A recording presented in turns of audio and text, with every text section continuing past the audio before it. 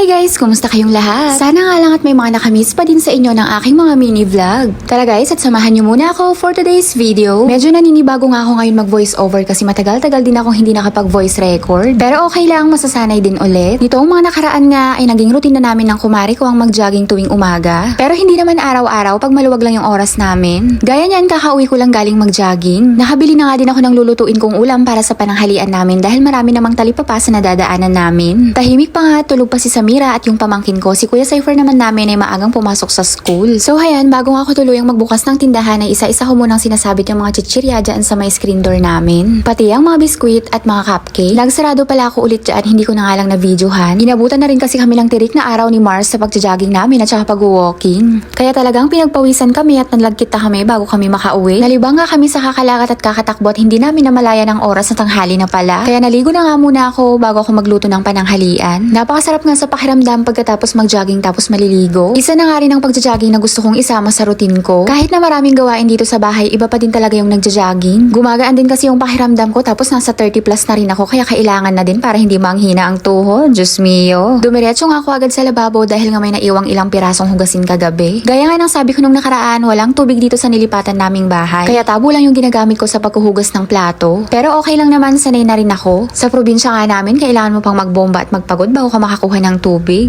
Hinugasan ko na nga rin yung cute na kaldero namin at magsasaing na rin ako. Alas 10 na rin kasi ng umaga yan. Bago nga ako nagsalang ng kanin ay nilinis ko muna yung lababo namin. Maaliwalas kasi tignan ng lababo lalo na pag nangingintab, may ganern. Pero syempre, bihira lang mangyari yon. Gaya namin, minsan din talaga tambak yung hugasin. Minsan nga nauubos pa yung laman ng platuhan namin. Aminin, kayo din minsan.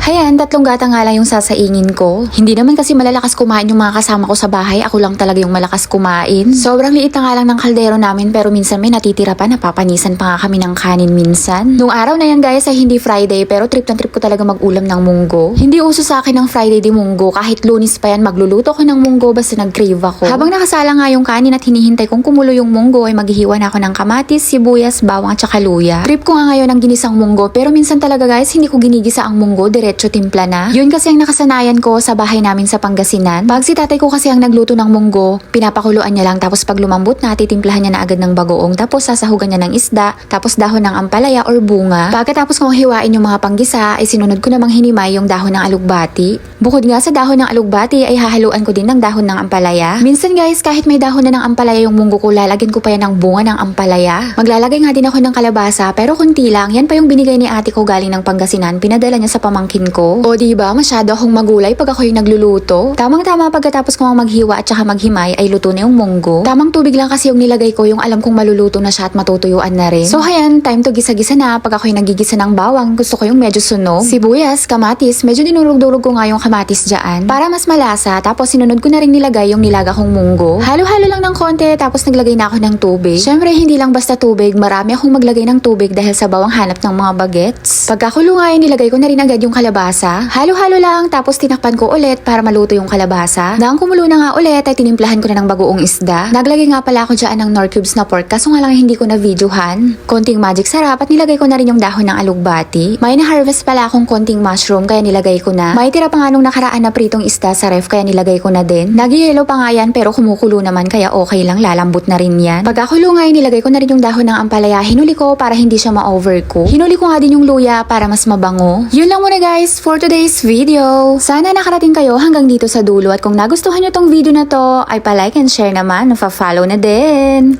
Yan na guys for today's video. At yan Matt. Bye-bye!